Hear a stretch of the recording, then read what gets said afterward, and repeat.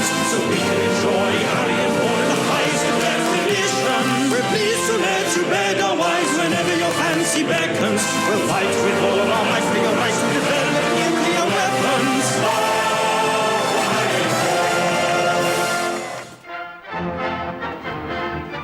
Good morning, sir. Hello, I'd like to buy a television. Is this a television? Yes, she's a beauty, isn't she? Is it like going to the cinema, but at home? Not really, sir. The cinema is full of drama and romance, whereas the television produces a diet of drivel and cookery programs. Is it possible to sample some drivel and cookery programs? Certainly, sir. I'll turn the television on to receive the one channel using this knob here. Goodness me, how complicated. I should never get my head around that. Oh, don't worry, sir. Your children will soon get the hang of it. Here comes the drivel now. The Apprentice. Are you my eldest son? Yes, Lord, Sir Alan, father. You're hired as my apprentice. And in a year you shall have the company. Thank you. Are you my daughter? I'm afraid so, Lord Sir Alan Sugar Daddy. You're fired. Of course, I quite understand. Go home and do some knitting. Humphrey Jello bites. Boil the cabbage for 2 hours. Boil the carrots for 2 hours. Boil the potatoes for 2 hours. Now it's time to prepare your meat. Boil the meat for 2 hours. There, perfect for your husband and his friends. What splendid drivel and cookery programs. I'll buy it. Congratulations, sir. Your life will be immeasurably improved.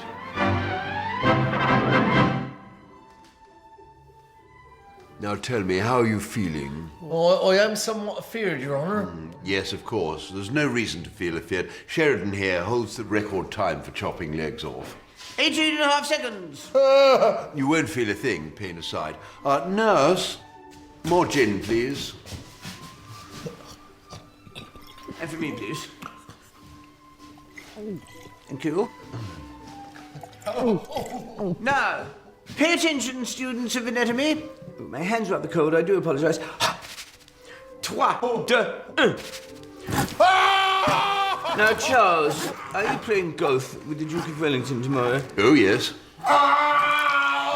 And is he a member of the St. Andrew's Society of Golfers as well? No, he's coming as my guest. Must ask him to pop round here sometime, because I've just taken delivery of a wonderful new hammer and chisel, and I might be able to do something about that knobble on his nose. Well, you could ask him yourself if you'd care to join us. I can't, I'm afraid. I'm popping down to Bristol with my godson on an anti-slavery march. Oh, that does sound fun. Nah. Got the blighter. Enjoy that, Fido. Right. All I've got to do now is file down some of these gristly, nibbly-knobbly bits and you'll be right as rain. Now, Charles, did you see in the London Times the other day that this fellow Stevenson has invented a steam horse? Yes, whatever will they think of next? Anesthetic. Very good indeed. All that remains is for me to cauterize your stump. Pop that back in, shall we? With this lovely poker. That's me pretty well done, is all yours. Right, thank you. Would you care for a haircut, sir? We are the Society of Barbers and Surgeons. I'll take that as a yes, shall I? Any questions? Yes. How do you perform a short back and sides? Watch and learn, young man. Oh, I'm so sorry. Did I pull your hair? Oh. The Arsenal done well on Saturday, didn't they, sir? They produced a remarkable number of muskets for the war against France. Anything for the weekend, sir? And next, our third contender, please. And your name is? Ken Barnett from Brian Farnett. Your occupation? Inventor. And your chosen subject? The works of J.K. Rowling. You have 2 minutes, starting now. The second in the series of Harry Potter books is called Harry Potter and the Chamber of what? Harry Potter and the Chamber of... Pass. At the beginning of Harry Potter and the Philosopher's Stone, Professor McGonagall is to be found outside the Dursleys' house, disguised in the form of what animal? Pass. What is the name of the sport played at Hogwarts involving riding on broomsticks in an attempt to strike a golden snitch? Pass. The Hogwarts Express leaves King's Cross Station from platform number what? Pass. Harry Potter has a ginger-haired friend with the surname Weasley. What is his first name? Pass. What is the first name of Professor Dumbledore? Albert. No, Albus. In Harry Potter and the... I've started, so I'll finish. In Harry Potter and the Deathly Hallows, Harry, Ron, and Hermione flee into London and to 12 Grimmauld Place, where they learn from Kreacher the whereabouts of Salazar Slytherin's locket. They successfully recover this Horcrux by infiltrating the Ministry of Magic and stealing it from Dolores Umbridge. Under the object's evil influence and the stress of being on the run, Ron leaves the others. Harry and Hermione travel to Godric's Hollow, Harry's birthplace and the place where his parents died. What is the name of the elderly magical historian they meet there? Pass. And at the end of that round, Ken Barnett, you have 24 passes and no points.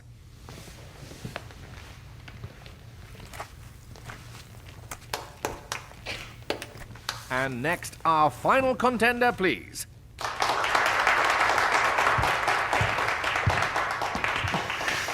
And your name is? Brian Farnett from Fry and Barnet. Your occupation? Entrepreneur. And your chosen subject?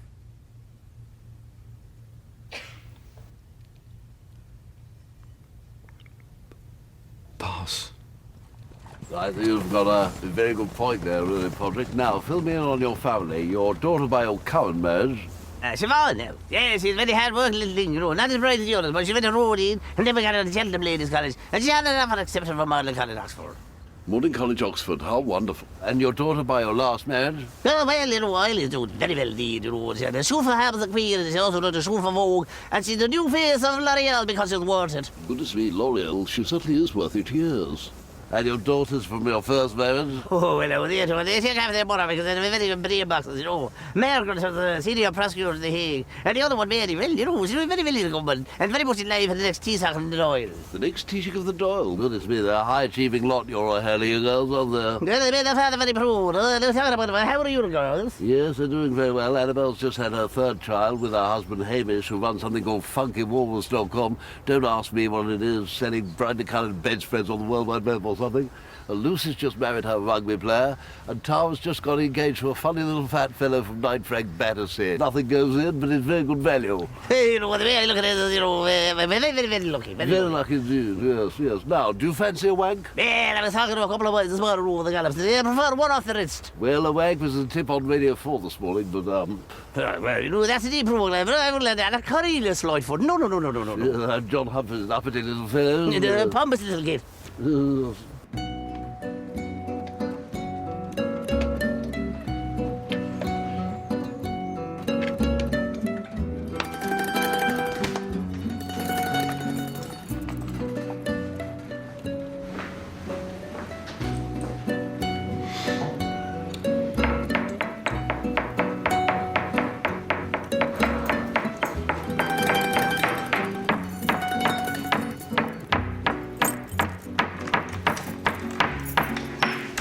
We're closed. Soon, the Duke of this large town will say, "Build me a bell tower so the people can hear well when it's time for the shops to close." And he will say to you, "You are the pale man with the oily skin. Bring me a big bronze bell for the bell tower." So you will bring the bell. But there's been a silly mistake. Your bell is too soft. He has brought us soft bells. Too soft. We can't hear them. The Duke is very depressed. He says, "This man brought us these soft bells. Take a picture of this man and print it in the newspaper. You stupid man with no idea of bells. I curse you."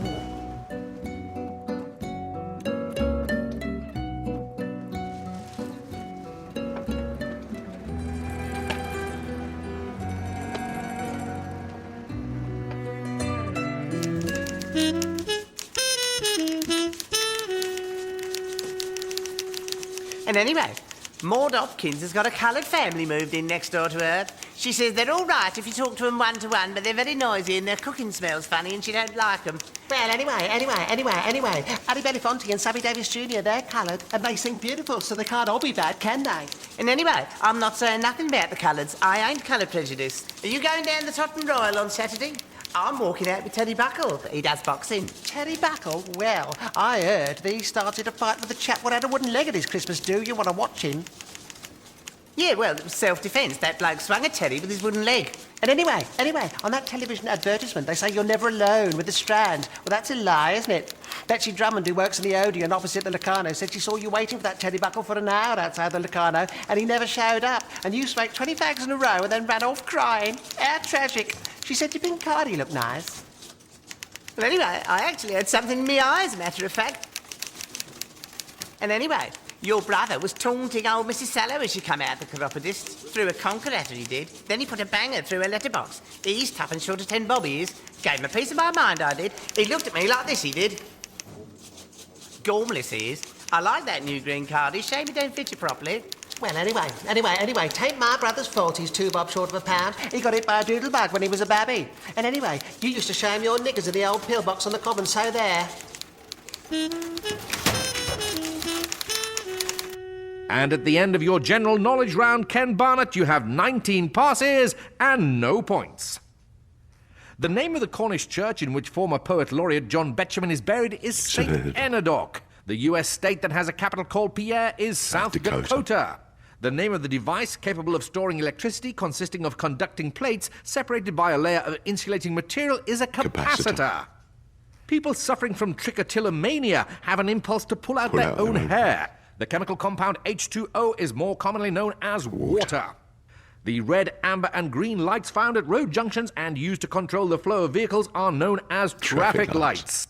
The red double-decker mode of public transport is known as a bus. And finally, the number that comes after 6 and before 8 is, of course, 7.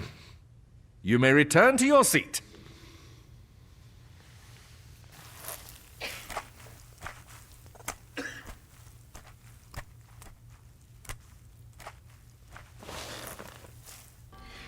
Have you heard of Angela Merkel? Yes. Is he a queer? Well, he looks like a queer, doesn't he? He looks like a queer. He's wearing a dress. He sounds like a queer on the wireless. Oh, he sounds like a queer on the wireless. He looks like a queer in a dress. He sounds like a queer on the wireless. I should think he's probably a queer. Yes, if he looks like a queer in a dress and he sounds like a queer on the wireless, he's probably a queer. Probably a queer. Probably a queer. Probably a queer. If it's possible to sound like a queer on the wireless when one's speaking German. Oh, that's a very good point, yes. Bunny! You're a queer, aren't you, Bunny? Well, I'm on a grinder. Does that mean you're a queer, Bunny? Yes. Bunny's a queer, so he might know. Yes. Bunny, is it possible to sound like a frightful queer on the wireless? Oh, yes. Let me finish, please, Bunny. I'm sorry. Is it possible to sound like a frightful queer on the wireless? Oh, yes. Look, there you go again. Please, you won't let me finish. I can't get anywhere with Bunny today. Stupid old queer. Bunny kept on butting in because he's such a stupid old queer. He's a stupid old queer, you stupid old queer. Well, we'll just have to leave Bunny out of this one, a stupid old queer. Merkel's married, of course.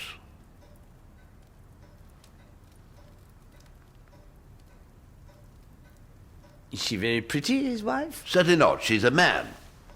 He looks like a queer. He does look like a queer. So this Angela Merkel fellow, he wears a dress like a queer, he sounds like a queer on the wireless like a queer, and he's married to a queer like a queer. I should think he's probably a queer. Probably a German queer. Probably a German queer. Now, from the 1940-50s, Movie Originals presents The Hangover.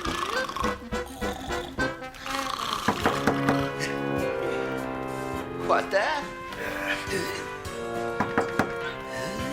How there?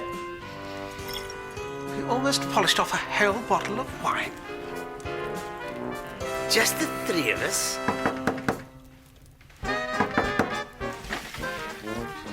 Good morning. I'm Mr. Boot, the chemist. Here are the photographs I've developed from the negatives that you gave me rather late last night, when you were slightly squiffy. But I don't remember. Slightly squiffy. I don't remember. Slightly squiffy. Oh, no. I appear to be in the process of knocking over a vase. And look, there's a chip on the lip. And I've fallen over in a puddle. My knee's all muddy. And I'm saying hello to a Chinaman. Marigold loves vases. If she learns I've chipped one, she will never marry me. Marigold detests Chinamen. If she finds out I've said hello to one, she'll never let me be best man. And my knee's far too muddy to go to a wedding. And the wedding is in 1 hour's time. Just enough time for me to dry and wipe my trouser. And me to mend this vase with eraldite. And me to destroy the evidence that I ever said hello to a Chinaman. Phew. And now Marigold will never know anything happened at all. And we've still 10 minutes to get to the church. Come on. Oh, who's that? A dead Chinaman.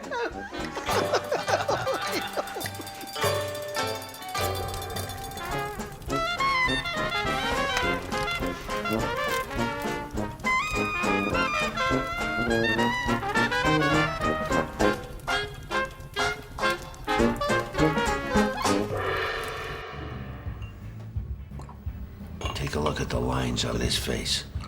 They say don't mess with his face, because this is the face of a cop, and this face is attached to the head of a cop. A head made of iron, the iron they make cops out of from. Give me a Jack and Ice. You a cop? What, do I look like a nun? Sure, I'm a cop. You a cop? What do I look like? A nice? Sure, I'm a cop. The moment you walked in here, I thought, he's a cop. He walks like a cop. He sits like a cop. He drinks like a cop. He's a cop. I knew you was a cop. You talk like a cop. You look like a cop. You drink like a cop. It ain't easy being a cop. We ain't cops 'cause it's easy. If we wanted easy, we wouldn't be cops. Hey, did your leg catch a bullet? Give me a Jack and Ice. Are you a cop? Do I look like a cop? I'm a surgeon. And no, I did not catch a bullet. I had an arterial embolism, which caused some of my leg tissue to wither and die wherever you idiots been these last 8 years. Also, confusingly, I'm an oldie Tony and jelly hockey sticks. You have cancer. What'd he say? I think he said he wants to be a cop. Parking Patuayo, parking Patuayo, parking Patuayo, and his black and white Catuayo. Forget to feed the meter, Patuayo's eager to pop a ticket on your car and get you towed away. It's a lovely morning, isn't it? Look at this nice car. It's legally parked, but only until 8:30. It must be nearly 8:30 now. I wonder if there are any parking wardens around. Yes, there are 4. Good morning, Parking Patuayo. Good morning, lovely Mitovich maid. Top of the morning to you, Parking Pataderi. Good morning, Parking Patel. Look at you all, circling the car like vultures. What time is it now? Oh, only 8:29. Let's hope the owner doesn't turn up. Oh no, here he comes now. He's just in time to move his car. It's only 8:29 and you can't give me a ticket. Look at sneaky old Parking Patuayo. And your friends are keeping salesman Steve distracted by pretending to punch out tickets whilst refusing to acknowledge anything he says. You're not acknowledging anything I say. 8:30 precisely.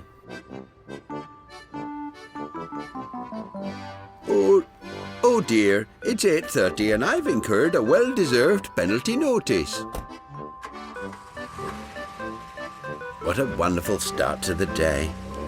Everyone loves Parking Patuayo and his friends. Did you see the football last night? Tremendous game, was it not? Oh, yes. Motherwell against Dundee United. Oh, for goodness sake, Jeff. Whilst all reasonable-minded people would acknowledge that Scottish football is much, much better than English football, there's no need to be patronising and racist. I refer, of course, to the match between Manchester United and Newcastle United last night on television, invented by a Scotsman, John Logie Baird. Oh, yeah, sorry. And did you happen to notice who came up with the tactics for the winning team and where they hail from? Sir Alex Ferguson, and he's a Scotsman. A Scotsman, exactly. A Scotsman, precisely. A Scotsman, aye. A Scotsman, A Scotsman, aha. I reckon the England squad could probably do with a Scottish manager. If you continue to be patronising and racist, I shall take my custom elsewhere. Don't you worry about him, Paul. We're not all like that. I think it's sideways look at life. I didn't even like football. Imagine if we didn't have a ball. What would they call it then? Foot?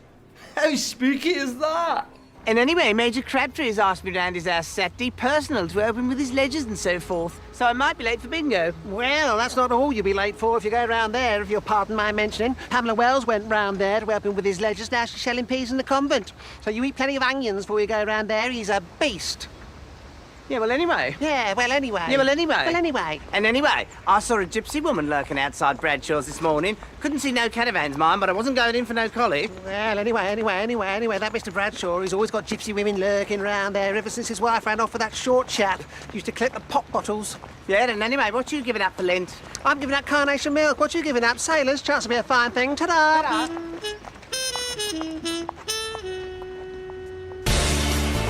Next up, it's Ken and Brian from Brian Farnett with their novel solution to a modern storage problem. Hello, Dragons. How often do you come back from the shops with loads of plastic bags? They get stuffed into a cupboard, they're messy and unsightful, and the next time you go shopping, you come back with even more. We present the Bag Bag. The Bag Bag is a powerful and planet-friendly innovation in bag storage technology.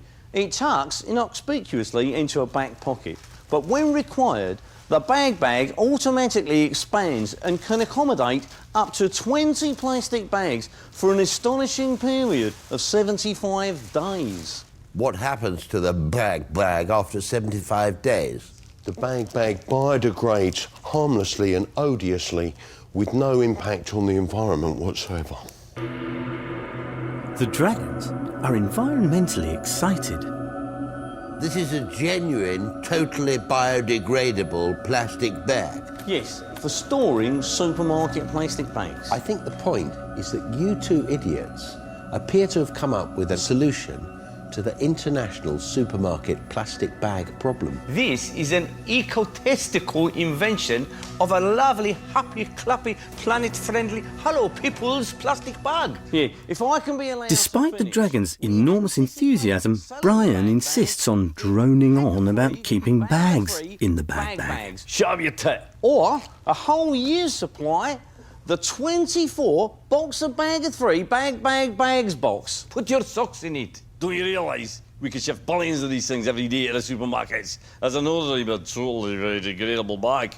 If I can be allowed to finish, Shut we up. anticipate selling the Bag Bag at a price of Shut up. 49 pence per unit. We Brian intend to sell the doesn't bag seem to of 3 realise what's bag actually bags good at about their invention. But Ken has clicked. No, shut it, Ken. Shut it. I'm not interested in them. I resign with great reluctance from our professional company. Brian has flounced out, leaving Ken in sole ownership of the best idea anyone has ever had on Dragon's Den. Ken, the Dragons gave you £80 million for 1% of your company. How are you going to celebrate? I'm going to buy a new Vauxhall Sophia. Well, if you fancy taking me out in it one evening. All right.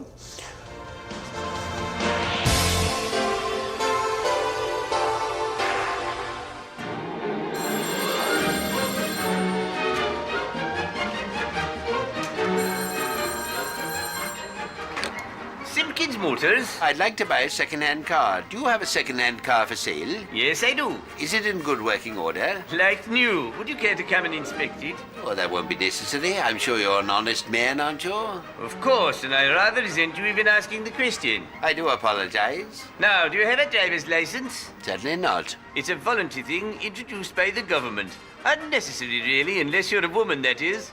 Heavens, no. Good. Have you driven a car before? I've been on a tram once. Same gist, really, except you sit at the front and you shouldn't read your book. I'm sure I'll get the hang of it. How much is this second-hand car if it's not too vulgar a question? It is too vulgar a question, £10. That's a bit steep. £5. I'll take it. Will you deliver it to my home? Of course. We're based in Bournemouth. Where are you? The Hebrides. We'll have it with you this afternoon. Would you like me to pay in advance? No. You can pay whenever the fancy takes you. I'm sure you're an honest fellow, aren't you? Of course, and I'd rather resent you even asking the question. Goodbye. Goodbye.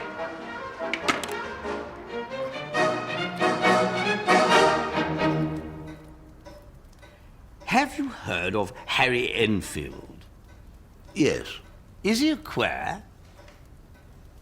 No, I don't think he is a queer. Well, he looks like a queer. And he sounds like a queer. And he's on television. Oh, well, then, if he looks like queer, sounds like queer, and he's on television like queer, then I should think, yes. No, I don't think he is a queer, no.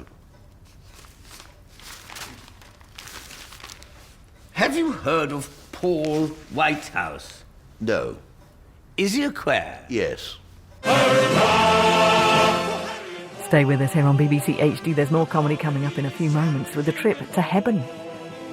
You're both incredibly handsome and tall. You're not even beginning to look old. We strive to increase production of flat-screen televisions so we can enjoy Harry and Paul